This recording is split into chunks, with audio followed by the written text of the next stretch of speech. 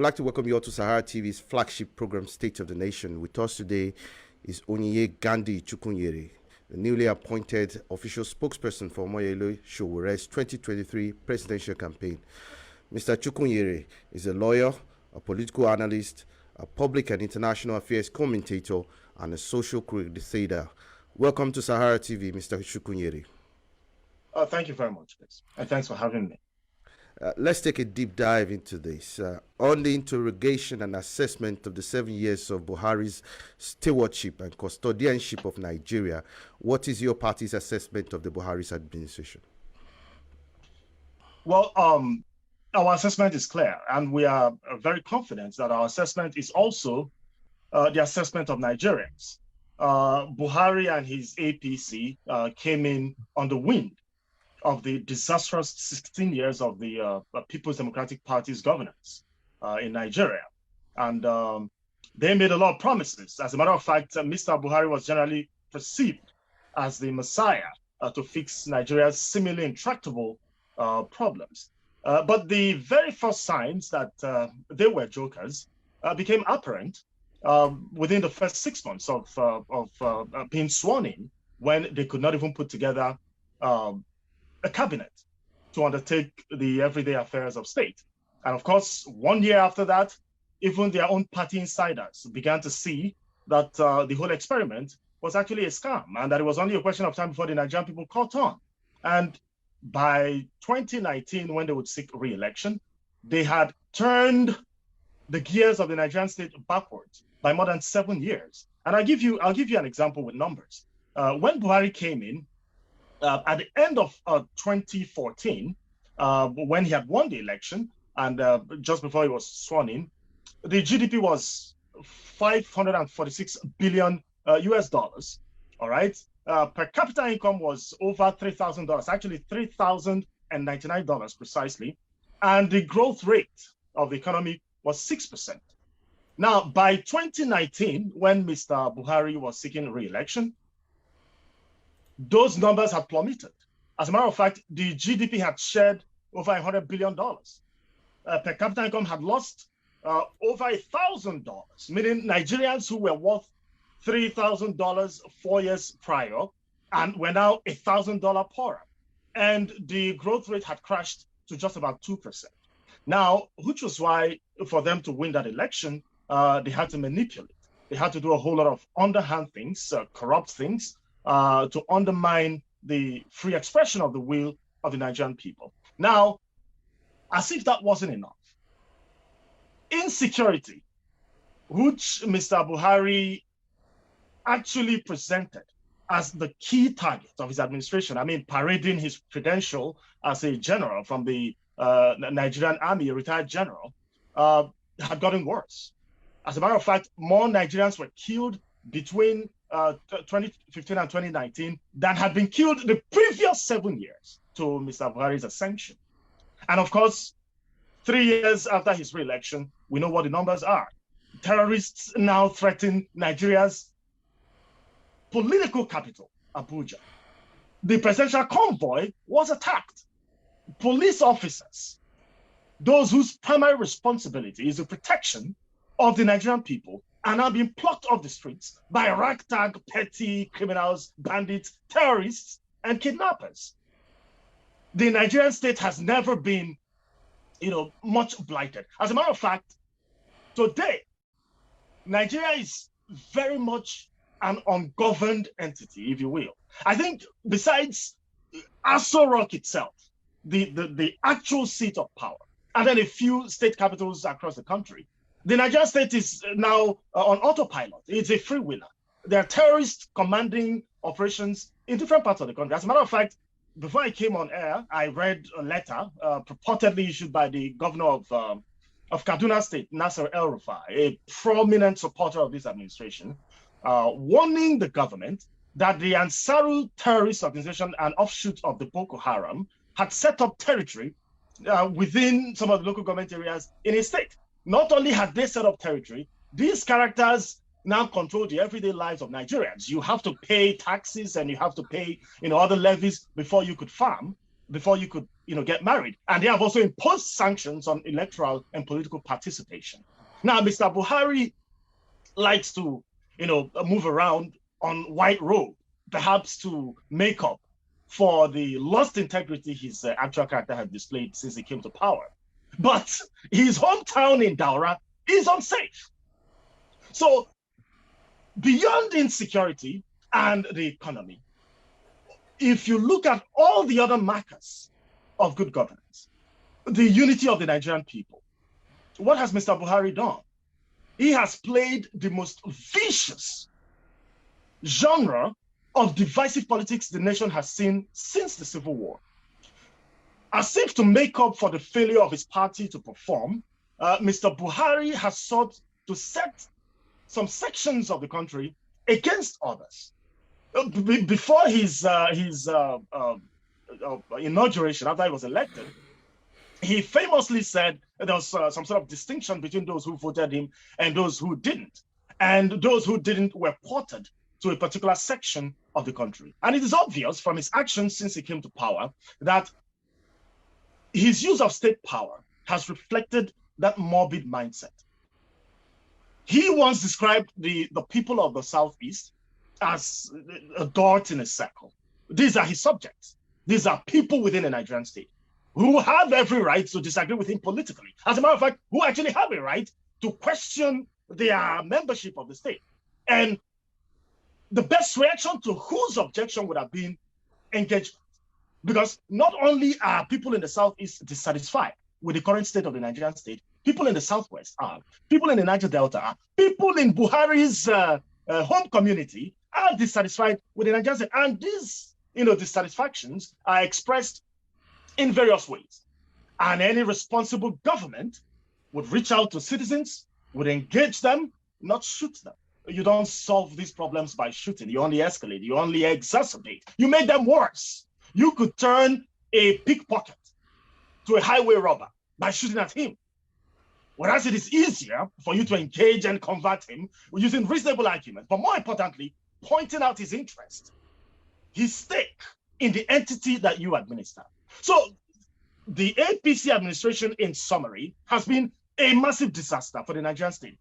When you ask them the problem with the economy, especially the problem with debt that we are seeing, the skyrocketing debt profile, that the nation has now been officially declared bankrupt. And if by the last quarter of 2022, they do not meet their revenue projections, we are in trouble. This is information they are hiding from the Nigerian people.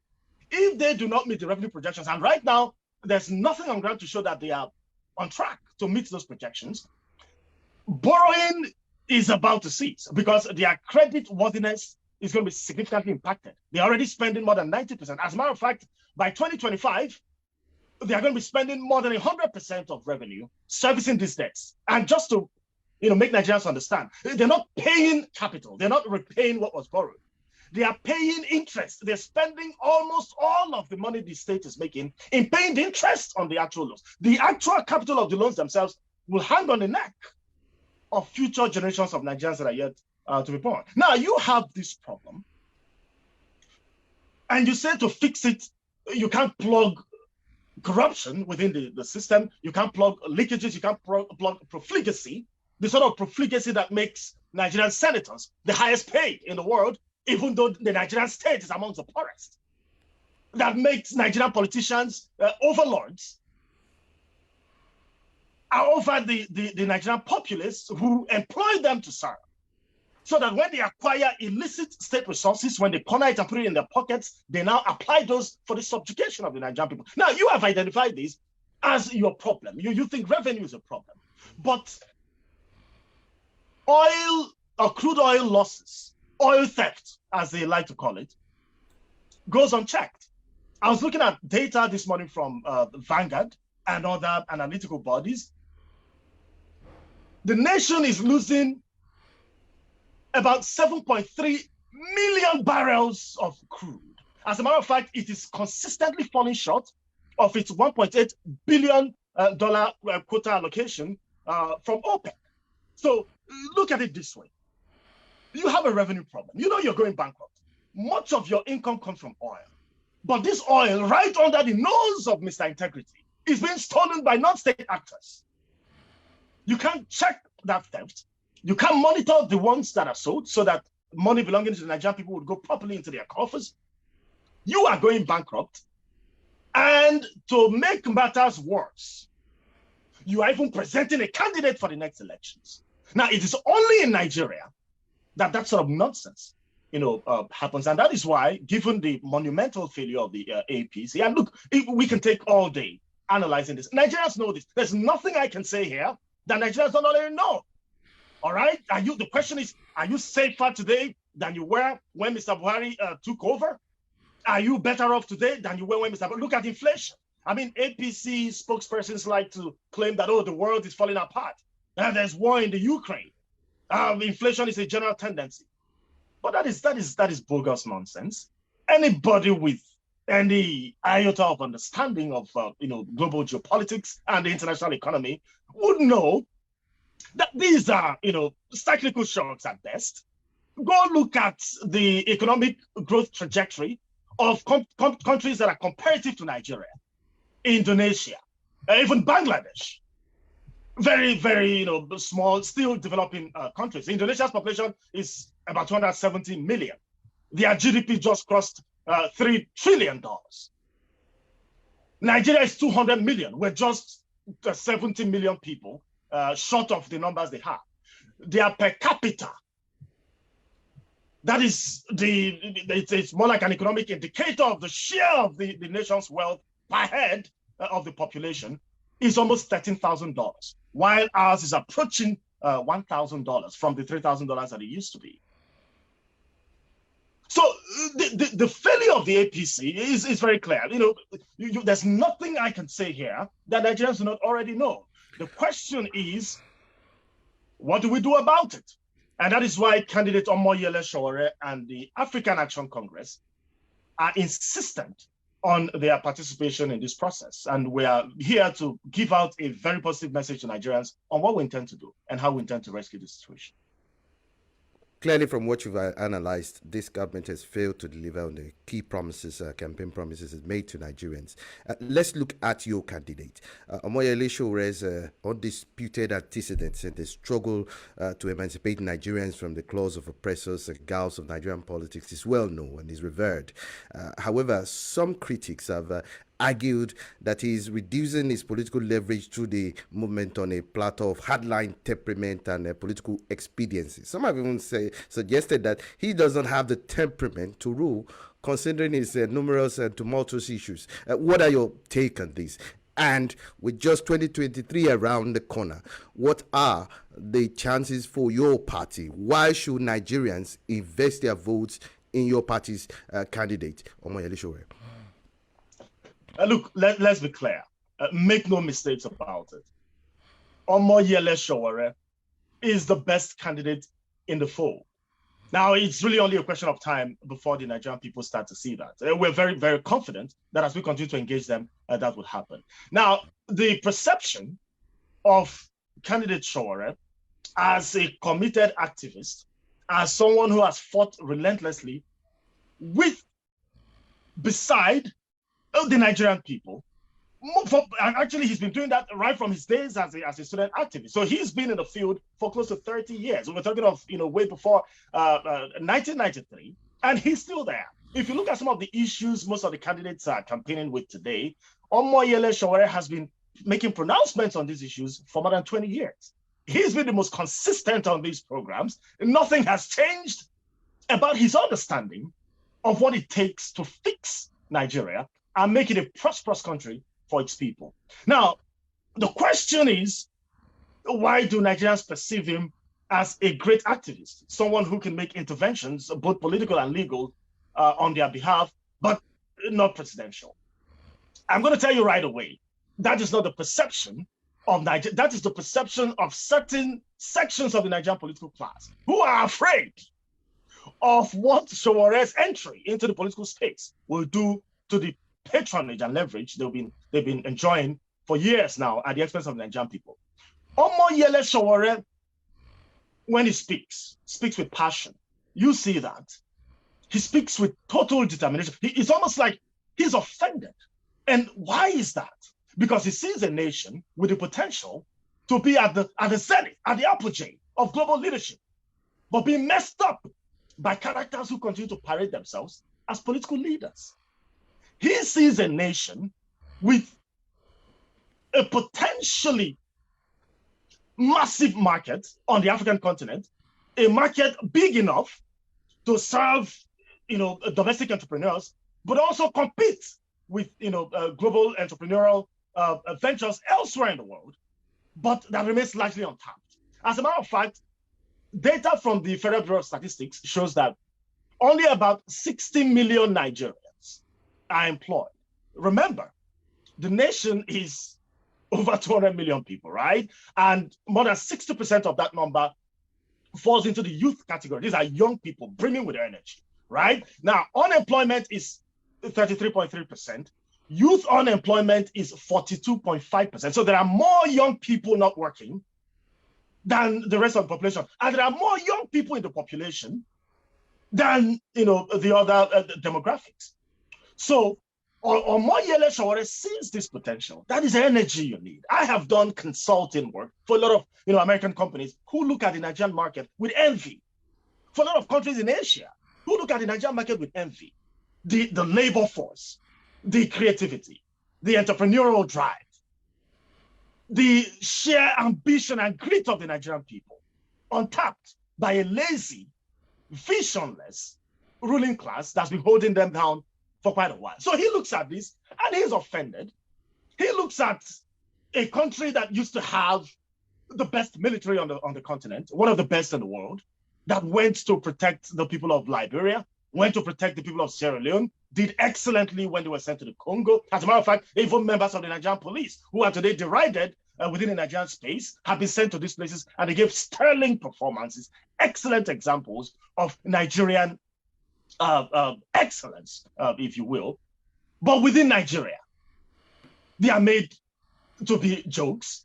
And why is that? Because of the leadership. So he sees that, and he's offended. And when he makes expressions about these issues, he speaks with passion. He refuses to coddle. He refuses to embrace the characters he has identified as responsible for this problem. So it is not the case that Omoyele Sowore is not presidential or unrelatable, or he's incapable of amiable expression, as they like to say. It is the case that candidate Sowore is so passionate about the plight of the Nigerian people that whenever he talks about it, he's forced to speak with passion. Now, Sowore is an activist. Nigeria has problems that are seemingly intractable. I will tell you right now that what you need is an activist president.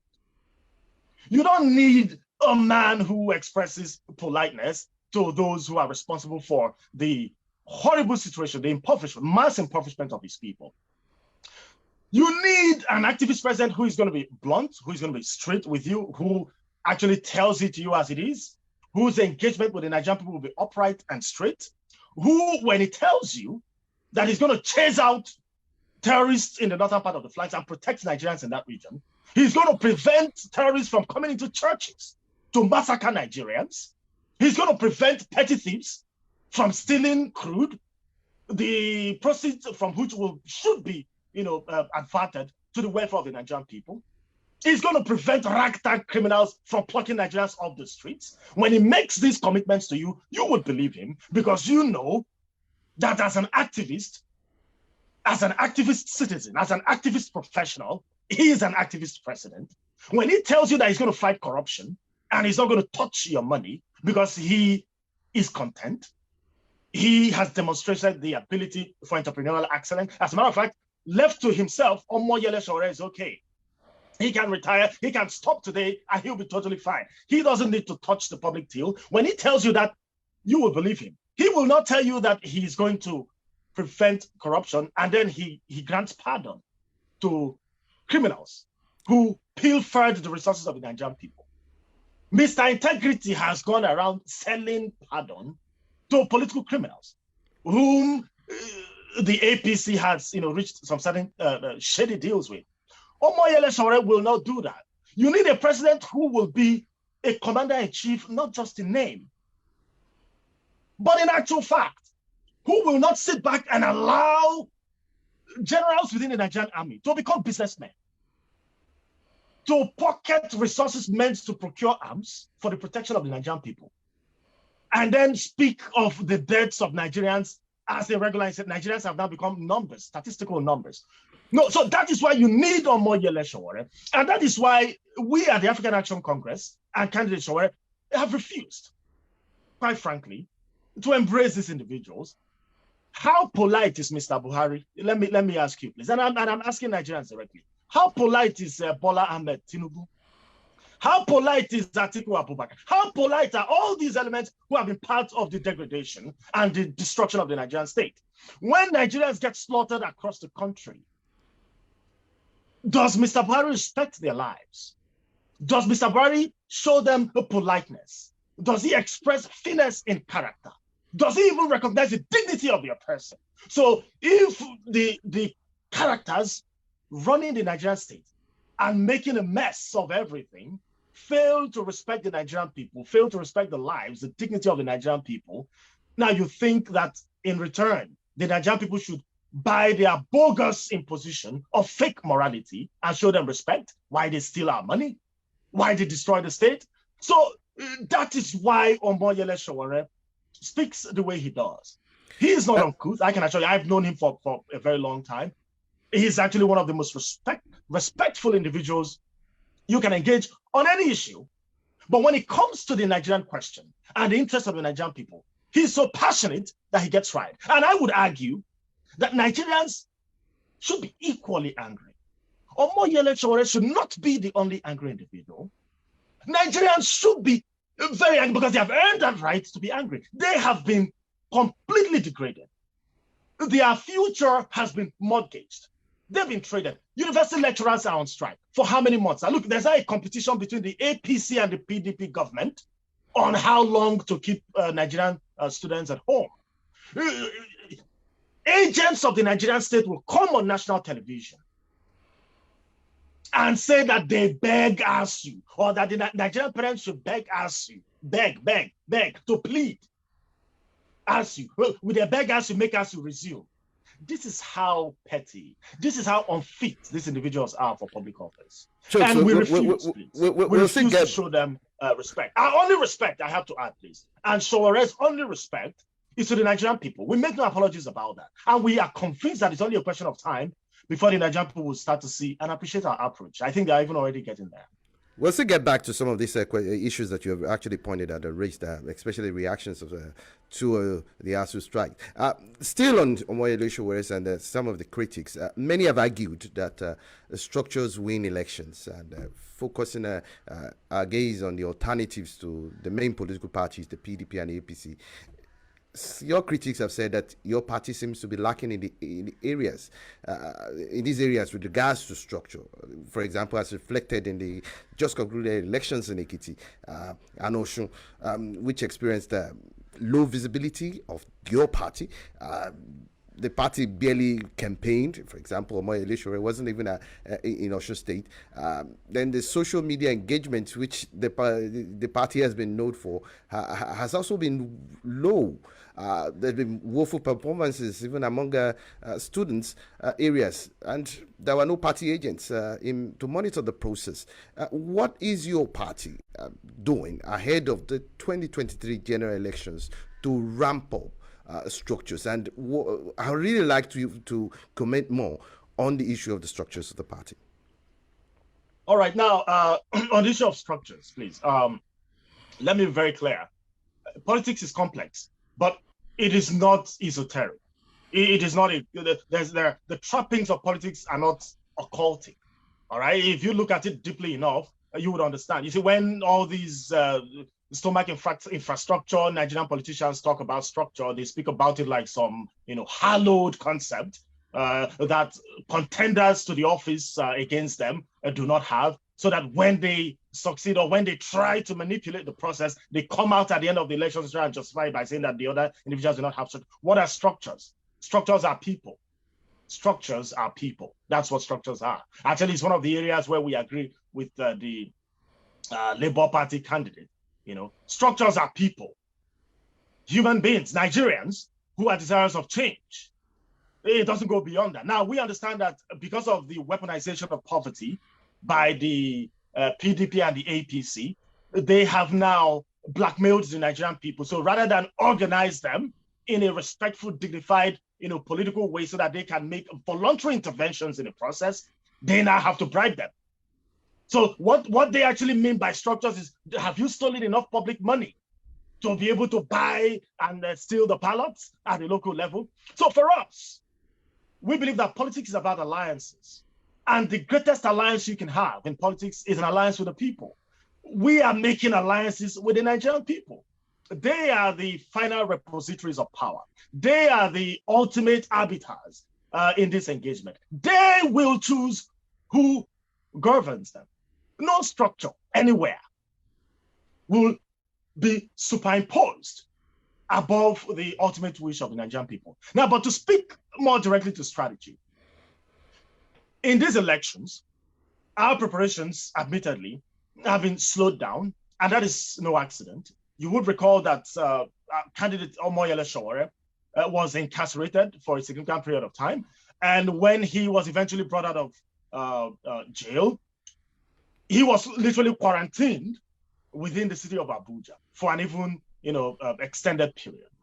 And these actions were calculated. You see, the Nigerian state and its managers are inept and very, very incompetent when it comes to delivering services to the Nigerian people. But when it comes to gagging their enemies, when it comes to trying to fend off competition for power, trust me, they are pretty creative. Now, what they did by holding up candidate Sowore, who at the time had become a symbol for the resistance of the young generation of Nigerians to the old guard, what they did with him was to prevent the momentum that was already building off the shoulders of the Revolution Now movement and the NSAS protests. They kept him out of circulation. They prevented, the party's ability to, erect some of the structures that we would, or rather the engagements that we would need in other parts of the country. They kept us busy trying to get the arrowhead of the movement out of prison. And that distraction, quite admittedly, affected our preparations. But that said, we're ready now. All right, we want to show the Nigerian people the resilience that is required to turn their situation around. We're not going to cry and step to the corner and say, no, we're not running because these guys have been attacking us. The more they attack us, the more they strengthen our resolve to get into the process. And look, despite all of these, in these elections, we have over 200 candidates running for different offices around the country. That's a feat for a party that is not just contesting for electoral power, but is also fighting to hold the current government accountable. So we are making engagements, we are reaching out, we are building, massive community-led coalitions across the country, from the east to the west to the north and down the south. And in these elections, you will see that the Nigerian people who are beginning to increasingly imbibe our message of positive hope, the message that there are no messiahs, they alone can fix their problem. All they require are partners, honest, determined, competent partners. And that is the sort of leadership that Omoyele Sowore provides. So we're building these coalitions with the Nigerian people at the grassroots level. We are very confident that these coalitions will translate into significant electoral success. As a matter of fact, as of today, our own internal numbers show that we're amongst the first four in the race. Our own internal numbers. We're amongst the first four in the race. And we are very confident that 6 months is a long time in politics. From now till the elections, we're going to work if there's anything you can give to us, is the fact that since we don't have the stolen public wealth to bribe voters, we're going to work our asses off. Pardon me for that language, but we're going to work very hard to win the confidence of the Nigerian people and to build the coalition that is necessary to wrest power from these individuals. Look, you cannot keep Nigeria in their hands for longer than 2023. And I say this with every sense of responsibility. You cannot keep the Nigerian state in the hands of these individuals for longer than 2023. Yesterday, I was speaking at a forum where a generation of young Nigerian professionals who had fled Nigeria and had gone into the West to help build those countries were thinking of how to make contributions to help rescue their country. Because whatever you do in a foreign land, your home is still your home. So we cannot afford the mistake of 2019. We cannot afford to allow the APC and the PDP and all the other characters associated with them to continue to man the affairs of the Nigerian state beyond 2023. It's going to be a monumental disaster for our people. So we're working very hard. To answer your question more directly, we're building coalitions across the 36 states of the Federation. We have state chairmen, we have local government coordinators, we even have unit and ward coordinators across the country. And they're working very hard to see that we're successful at the polls. Now, the other question you raised on is it the party's preparedness? Exactly. I don't think I've answered that. Exactly. Exactly. Let me just also get across to earlier on. You talked about the grassroots organizing, fundraising, which has been touted a number of times from by your party's candidate. How well has your party been doing in this regard? Considering the fact, which you also pointed out in your comment, that we all saw the issue of stomach infrastructure, the buying of votes, vote buying, which marred some of these the last elections. Does your party have the resources and energy to actually combat with these hydra-headed issues? So please, I think I lost you briefly. The last part of the question where you were talking of stomach infrastructure. Could you expand on that? Could you repeat that part, please? The issue of vote buying, which was quite evident in the last just concluded elections in Ekiti and Osun State. Does your party have the resources and the energy to actually go head to head with these bigger parties, please? Well, we don't buy votes. We're not going to go head to head with them on vote buying. By the way, that is an offense. That is a criminal offense. But I have to speak to the larger human question behind vote buying, which, by the way, almost every politician in the APC and PDP does as a matter of course. As a matter of fact, even some of them who were initially thought to be a little bit enlightened, they have turned it into an art of state. Vote buying demeans the average Nigerian. Nobody who is genuinely interested in serving you, in helping you fix your problems, in helping place the Nigerian state on a pedestal to progress and greatness, will demean the Nigerian people to the extent of offering them money to vote. It is not just an act against existing laws within the Nigerian state and under Nigerian jurisprudence. It is a grievous crime against the personality, the personhood of Nigerian citizens. And we're taking this message to the people of our country to make them understand that not only should they reject this approach, they should take steps to counter this approach. Any politician who brings money to try and bribe them must be branded a public enemy. And we say that without apology. Where did you get the money to bribe the Nigerian people? Is it an investment? Elections ordinarily are a competition to serve the people. It should be the contest of ideas, more or less. All right. But here they will tell you when you make this sort of very dignified arguments, that, well, you're not being realistic. Oh, you don't understand the nature of Nigerian local. There is no such thing as the nature of Nigerian local politics. What is happening is that those who are stealing money from the collective purse of the Nigerian people are directing those funds towards corrupting the Nigerian people and then destroying their future. So we're not in this campaign, we're not just waging a war against the return of criminal politicians to office. We're also waging a war for the minds of the Nigerian people. And we're letting them know that the very first sign that the politician is a crook and that he's not going to serve you, he's going to steal your money, he's going to keep your children at home for years, he's not going to prevent terrorists from slaughtering you at your places of worship, he's going to allow bandits to hide very freely in our bushes and pluck you off the streets. is going to junket around the world for medical treatment rather than building hospitals for you to also use. The very first sign that they are going to do this and that these guys are reprobates is when they start to offer you money. And they do that routinely. Now, I have to admit that because of the crushing weight of poverty on our people, sometimes there is a temptation, for them to balk, for them to, cave to this pressure and then accept these inducements. And that is fine. We don't have a problem with our people. We sympathize with their situation. We're working very hard to partner with them to fix it. But we need to make them understand that even when you take the money, vote the right candidate. It's very, very important. The man cannot disrespect, abuse, and then buy you at the same time. All cultures across Nigerian communities are emphatic on the dignity of the human person.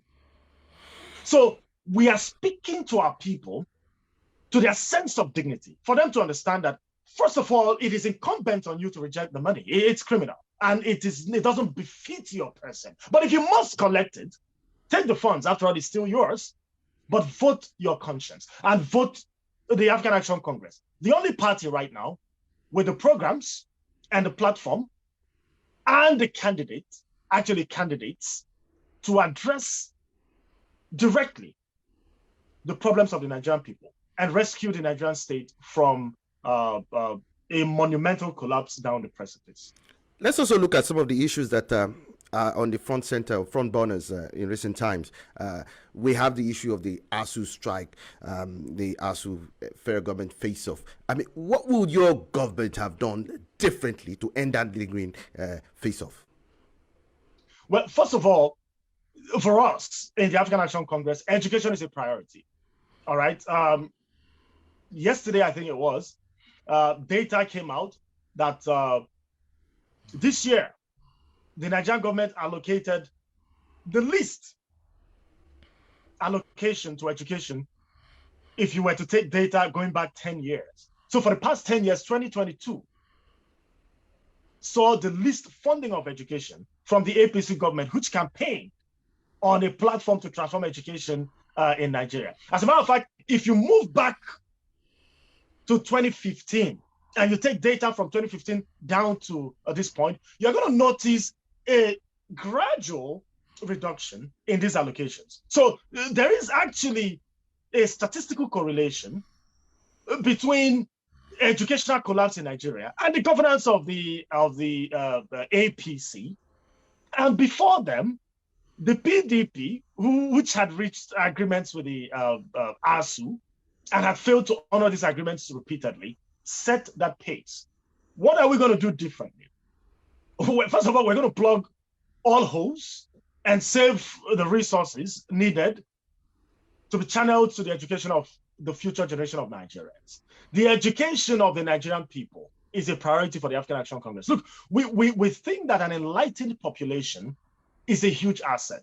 If you do not have a program to deliver on good governance, you will be afraid of your people getting educated. And that's why you look at some of the other parties, there's a segmentation. As a matter of fact, there's a categorization of levels of funding for education. There's this pyramid structure that they are setting up, where some individuals can access low-level education, and then even fewer individuals can get all the way to the top. With us, and with the determined funding that candidate Faliure and the African Action Congress will devote to education, certainly close to the 25% recommendation from the UNDP, Nigerians will have access to qualitative education.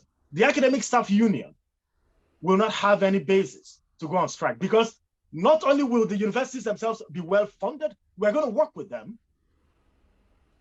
to develop, actually move research to innovation and then to commercialization, so that the universities themselves, apart from being able to generate funds, will also be able to contribute significantly to the growth of the Nigerian economy.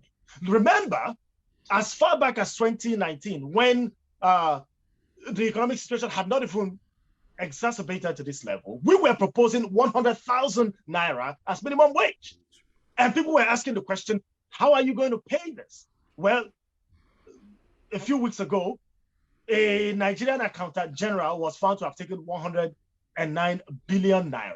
He signed it away. So somebody else in Rivers State took over 400 billion naira, I believe. And then another person was linked to another 88 billion. So when you add these numbers together, you're already approaching $1 trillion. The question, how are you going to fund that? Does it make sense to you anymore? If we stopped the theft of those funds, of course, we'll be able to pay. There's no doubt about that. And that is to say that we're going to fund education. We're not just going to fund education. The AAC's program on education seeks to transform the educational curriculum. Right now in Nigeria, you have a system of regurgitation of sometimes outdated ideas. Some lecturers come to classes with notes going back to 1988. This is 2022. Most of what we learned, we were taught that Mungo Park discovered the Niger, all right? But Nigerian people who could think are now asking questions. How do you discover a place when the place was already in existence? So we're looking at a curriculum that doesn't teach our people contraptions, certainly outdated ideas. We're looking at a curriculum that challenges their creative intellectual ability, that encourages them to think. A curriculum that will expand their initiative, the sort of creative potential that we know our people are capable of and that we need to transform the country. So we're going to fund research across the institution, and we're going to set up independent but government-funded research facilities across the country, where we would seek to match innovations from these facilities to commercial endeavors within the Nigerian state. If you are familiar with how the Americans run their system, you know that most of the transformative technology that is used in the America, despite the whole pretensions to a commitment to capitalism, most of the transformative innovations that are used are products of research from the U.S. military. The U.S. military, if you think of the internet, if you think of the chips, if you think of, a whole lot of the transformative technology that, goes on there, it is the United States military. Why is that? Because the agency with the monopoly of control of resources, at least the greatest share of resources within a political space, has the greatest capacity to fund research, to transform society. We're not going to, we're going to encourage private endeavors in research and other areas, but we're not going to, essentially outsource the task of investing in the sort of innovative ideas for the transformation of the country to just private enterprise. So we're going to fund research very, very seriously. We're going to make sure that not just the salaries of the lecturers, by the way, but their ability to access updated knowledge, updated information, the tools with which they teach our children, we're going to ensure that these tools are modernized. If you go to lecture theaters and classrooms in universities across the country, you would cry. And that explains why Nigerian politicians do not send their children to those universities. And that's also something that we're going to look to change. And look, when I was a student at the Obafemi Awolowo University in Ile-Ife, we had a saying that where tradition is lacking, a striking example becomes necessary. That's actually a saying from Leon Trotsky. When we demonstrate, when the AAC government shows that we are confident enough about our intervention in the Nigerian educational space to send our children to Nigerian schools, to use Nigerian hospitals, to patronize Nigerian educational services, then the Nigerian people will start to believe that our intervention is real. So, quite frankly, what are we going to do differently? We're going to fund education much better. We're going to make sure that ASU, not just ASU, but all other educational bodies, ASU, NASU, COESU, all of these groups are well taken care of, that our children are given the befitting educational foundation for them to help transform the society that we envisage.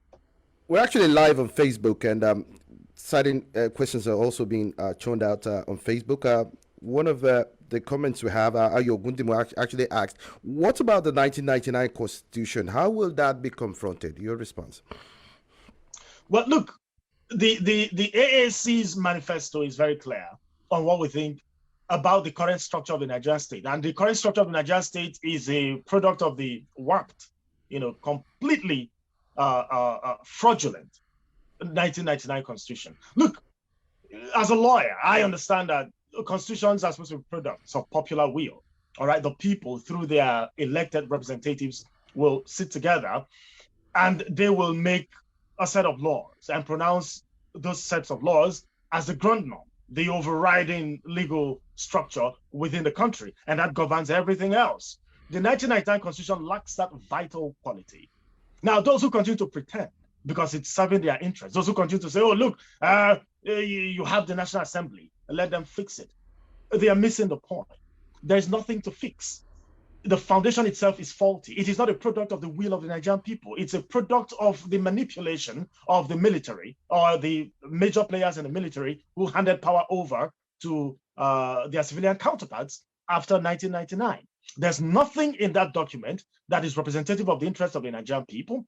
There's nothing in that document that seeks to project the Nigerian state into the future. There's nothing in that document that maintains the dignity of the Nigerian person. As a matter of fact, the most socially transformative sections of that document, section 2, that speaks to the directive principles of the Nigerian state, the fundamental objectives and directive principles of the Nigerian state, access to education, access to healthcare, protection of your person, essentially the provision of basic services to the Nigerian people is made you cannot litigate on that, but to put it in a simpler language for non-lawyers to understand. You cannot take the Nigerian government to court and seek to enforce those provisions of the Constitution. So you create this document, you take the most socially impactful parts of the document and you make them ineffectual. You remove teeth from them. And then the other parts that are completely absurd, you give them expression. The parts that make the Nigerian president an emperor, the parts that allow the National Assembly to decide its own fate, including the allocation of bogus salaries to themselves. You make all of those parts justiciable, applicable, the parts that you could take legal action to enforce. But the parts that serve the actual interests of the Nigerian people are non-justiciable. So it is an understand. I went all this length for you to understand that for us, that document is dead on arrival. And that's why our manifesto speaks very clearly to the fact that we propose, without apologies, a fundamental restructuring of the Nigerian state. And we do not conceive restructuring the way the APC, the PDP, and their other offshoots conceive restructuring. We do not see restructuring as a jostling of power between politicians across different regions. Our own idea of restructuring is to transfer the ownership of the Nigerian space, the ownership of power within the Nigerian geopolitical space to the Nigerian people, to put fundamental protections in that document to safeguard the lives of Nigerians, to make sure that when one military person or law enforcement individual is killed by a criminal in a Nigerian community, the Nigerian military does not go into the community and start to kill innocent Nigerians in an act of vengeance. What sort of thing is that? No, look, these are the things that we don't question. We know of Odi, we know of Zakibiam. There are a lot of communities in the southeast where this same situation is taking place. A criminal or a set of criminals kill a law enforcement agent or a military officer within the Nigerian army, rather than the security agencies to launch a manhunt, seek to identify, isolate, and deal with these criminals. You levy terror on the Nigerian citizens, on the Nigerian population, those who have recruited you to protect them, those who pay you, those whom you have taken an oath to safeguard their lives. So we're going to put constitutional safeguards to make these actions high treason. Look, we are going to move the Nigerian state ideologically to a situation where the life of the Nigerian will be valued. You cannot kill a Nigerian in a petty manner and go scot-free. They will stop being statistical numbers on papers. And then we're going to protect our borders. Our constitution and our laws will be very stringent. Our borders will be very clear and clean. Even if we have cousins, look, the African National Congress incidentally has Pan-Africanism as a core of our ideology. So we understand the brotherhood, the connection, the fraternity between us and the sister African states. But look, the man whose house is on fire does not chase rats. That's a popular saying from our fathers. we have monumental problems. Look, we're going broke. So rather than take scarce resources to service our cousins in other countries, we're going to prioritize the welfare of the Nigerian people. And we're not going to make any apologies for that. So please, the 1999 Constitution is a non-starter. I mean, it's the operative document for today. So, I mean, it's on its basis that these elections will be conducted. So to that extent, we're going to work with it. But we make no apologies about the fact that it is not a document we consider appropriate for the challenges or for fixing the challenges of the Nigerian state. And we also do not apologize for our determination to get rid of it in, of course, conjunction with the Nigerian people. And then actually through a referendum, our constitution specifically states that, our party program rather specifically states that we will seek to have a referendum, which will be the most representative political exercise to distill the raw will, the purest form of the will of the Nigerian people, and then put it at the zeitgeist, the spirit behind an actual document that will launch the Nigerian state into the future. Now, let me also ask you this question based on Nigerian economy, and I'd like you to address it as if you're addressing an ordinary Nigerian, considering the fact that a majority of Nigerians have been pauperized and marginalized in recent years, and talking about ordinary Nigerians who can barely manage to feed properly and is affected by malnutrition and disease. They all know that economic figures, which are often officially concocted, in no way actually represent the reality of his daily existence. What will your party do? How would your party change the trajectory for the teeming Nigerian masses? All right. Well, look, we are running a pro-people's government, and that's what our programs seek to institute. We are, as I said earlier on, we are not messiahs.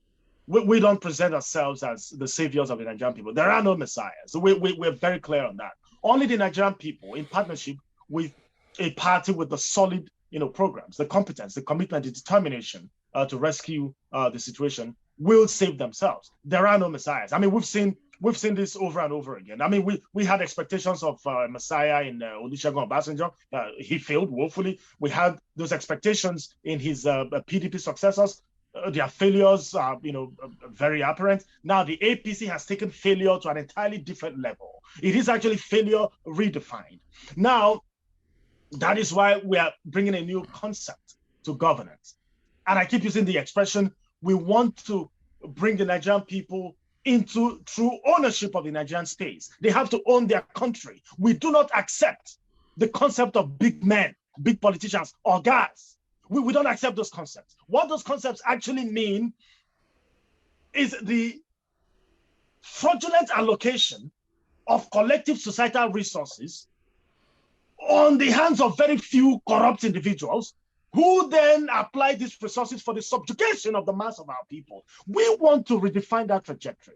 So our economic policy is very clear on that part. We do not believe that the Nigerian state belongs to any select elite or any set of individuals who are going to enjoy. And then, I mean, under Jonathan, there was this absurd situation where they were announcing the number of billionaires the country had produced when the mass of the people were, falling daily into poverty. That is not our concept. Our concept is that the economy is going to be owned, operated by the Nigerian people in their collective. Wages for Nigerian workers will reflect their true input in the progress of the Nigerian state. By the way, we have a very unique relationship with workers. We believe that the state itself is non-functional without workers. So our relationship with workers and the people of the country will be very clear. But more importantly, we seek to unleash the entrepreneurial drive of our people. We seek to put in place mechanisms, especially the enabling infrastructure, for them to be able to tap into their creative potential and build a decent future. When we plug the leaks in the public purse, when we stop the theft, when we prevent businessmen generals from running affairs in our military, we believe that we're going to save enough resources to guarantee a decent life for every Nigerian worker. We believe that we're going to have the resources to set up the infrastructure to enable the entrepreneurial drive of every Nigerian business person. By infrastructure, we're talking of electricity, that is basic power. We're talking of the roads, we're talking of the rails, we're talking of, some of the modern facilities that are required. And we're not talking of buying outdated coaches from the Chinese. All right. We're talking of modern rail system that will power the entrepreneurial initiative of the Nigerian people, that will increase the movement of goods and services, that will actually increase the pace of growth of our economy. So our objective really, and the central drive of the programs of candidate Sowore and the African Action Congress is focused on the welfare of the Nigerian people. Nigerians will have the hospitals they need to treat their ailments. No government official in a Sowore administration will seek medical help. As a matter of fact, before we're able to institute that into an operative law, it's going to be the basis for the documents that will be appointing anybody who works in the AAC administration. There are no foreign medical trips. That will put us under pressure to build the hospitals we need within the time that we need them. No member of the Sowore administration will send their kids to school abroad. That will put us under pressure to fix our schools, to ensure that when our kids get there, they're getting the education that they need. No member of the Sowore administration will be vacationing all around. Look, how many times have you seen, I addressed a political summit once, and I asked some questions. Nigerian leaders go on vacation in other parts of the world. How many times have you seen an American president, for example, vacation outside the United States? They usually go to a place called Camp David. How many times have you seen those in charge of the UK and other advanced countries of the West vacation outside? Look, it boils down, my brother, it boils down to your estimation of your worth, your dignity. Nigerian leaders have a debilitating sense of inferiority. And unfortunately, they have transferred that complex, that inferiority complex. Their sense of assessment of themselves is so low that they have transferred it onto the Nigerian public. That's why they deliver very poor services. That's why they construct horrible roads. That is why when they go abroad, a very shameful act to relax, they take pictures and they put it on social media for you to see. These individuals are so shameless that even the most basic triggers for public scorn, they cannot recognize. So we are not going to allow that. We are going to vacation in Nigeria. Obudu Ranch, Yankari Games Reserves. We have places, the Oromuyo Groove in Ile-Ife, where I was born. We have excellent. Look, the Nigerian state is so blessed. The Nigerian geopolitical space is so blessed that there's nothing you want to situate there that you cannot situate. These individuals are not interested in doing it. What they want to do is steal our money and then go and enjoy it outside. Those days are over.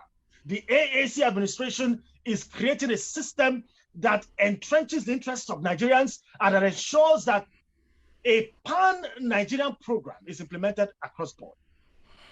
Your party clearly has a significant manifesto for turning the misfortunes of this country. The question now is, which is our final question, considering the fact that we are actually running out of time.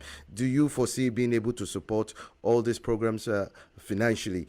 And all of these actually depends on the level of turnout we have as far as the next election is concerned. How do you intend, or what are the strategies that you have in mind to achieving these goals?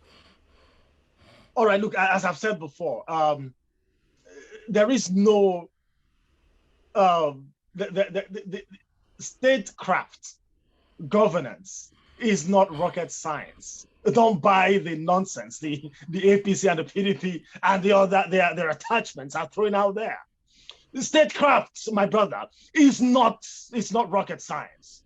It is for you to whip together an efficient bureaucracy, really, to deliver services to people using their resources that you have now been empowered to collect on their behalf. That's really what it is. There are no two ways about it.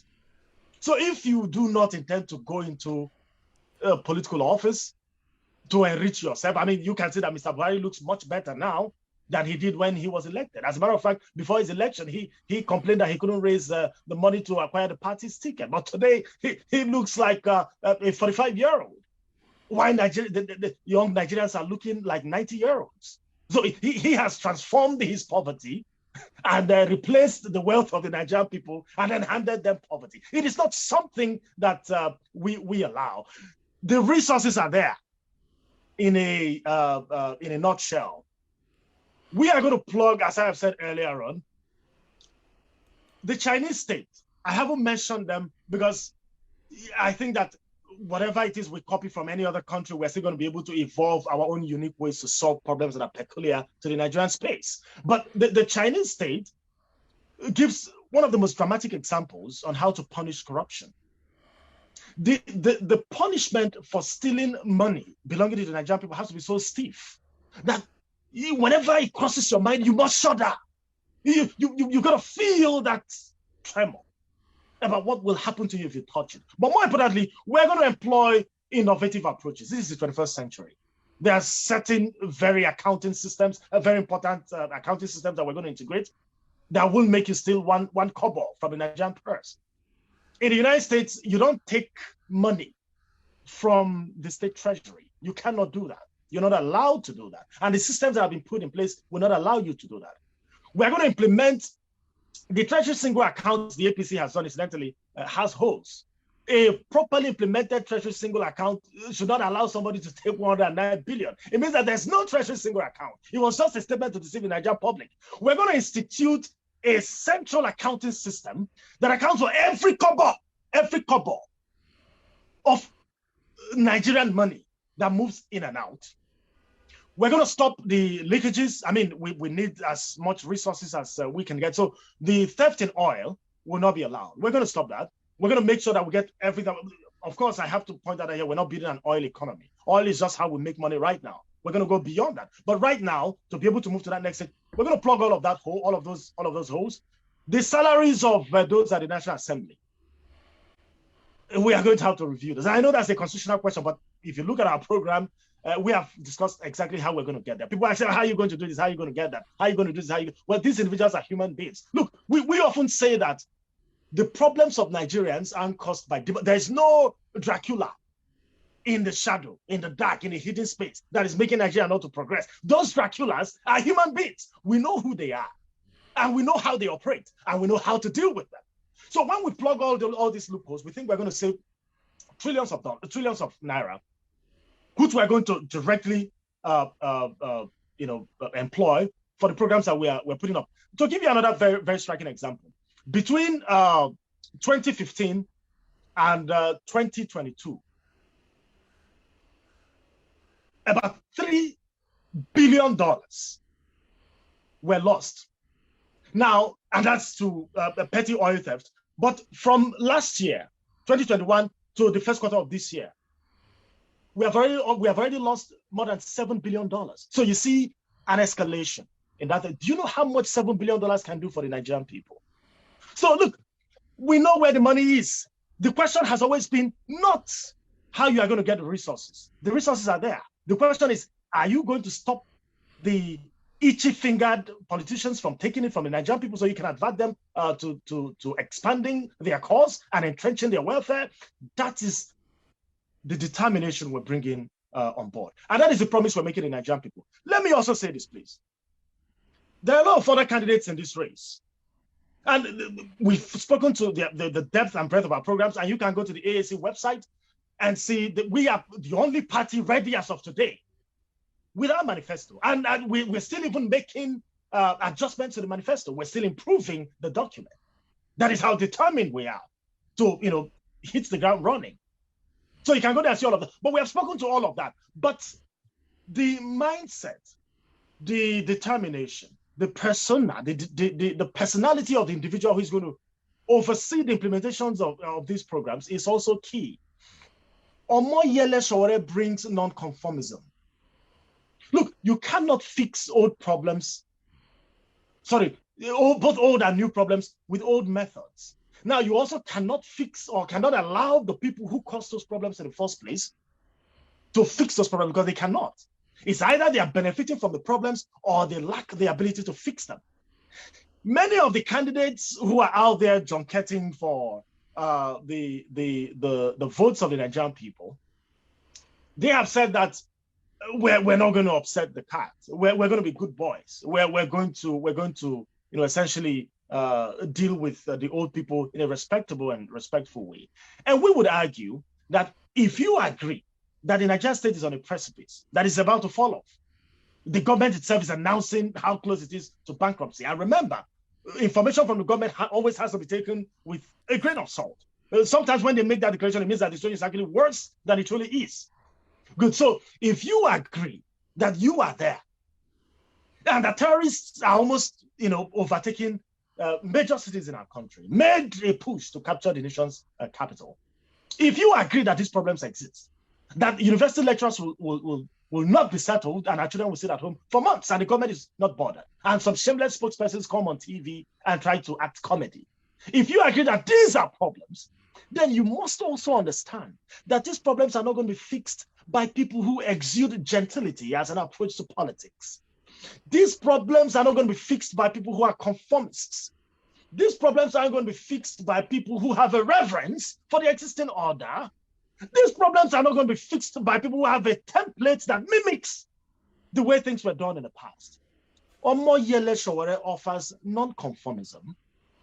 He is a unique character in this space. We do not believe in personality worship. He certainly doesn't, want himself to be spoken in these, highfalutin terms. But we want Nigerians to understand that difficult problems require a difficult approach.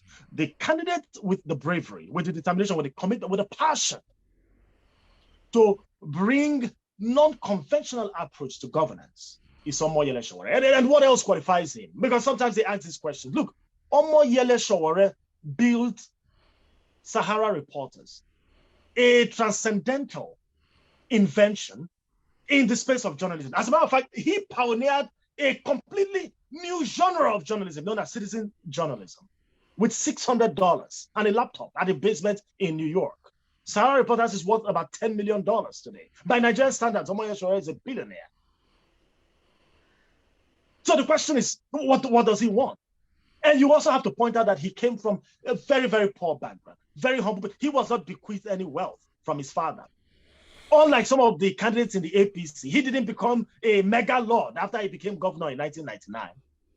Unlike certain elements in the PDP, he did not become a big man after he made away with resources from certain institutions of the Nigerian state. He built from scratch. He pulled himself up, as Americans would say, by his bootstraps. The candidate with the grit, with the creativity, with the determination, with the sense of innovation and entrepreneurship to be able to transform his personal situation, despite debilitating counter situations, is the candidate most qualified to help the Nigerian people. And we're going to continue taking that message to them until they understand it. And to be frank, that message is permeating. They are beginning to understand it. And we're very confident that in the elections, they will back the African Action Congress and Omoyele Sowore. Onye Gandhi Chukwunyere, thank you so much for appearing on our program. Thank you very much. And thanks for having me.